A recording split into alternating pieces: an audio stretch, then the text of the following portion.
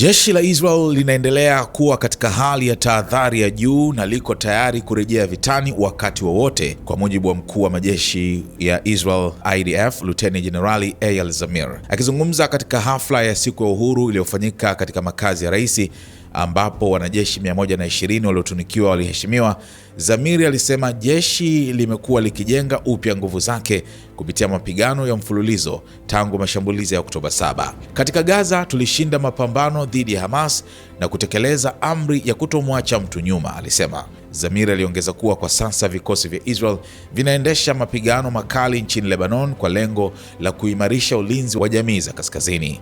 Pia alirejea vita vya hivi karibuni dhidi ya Iran, ikiwemo vita ya Juni 2025 na mzozo wa siku 40 uliopita, akieleza kuwa ni sehemu ya operesheni zinazoendelea.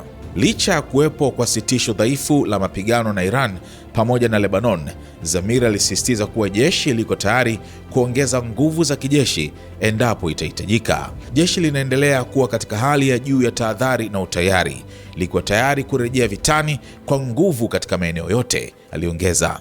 Kauli hizi zinakuja wakati hali ya usalama katika eneo hilo ikiendelea kuwa tete na kuongeza hofu kuhusu kudumu kwa makubaliano ya kusitisha mapigano.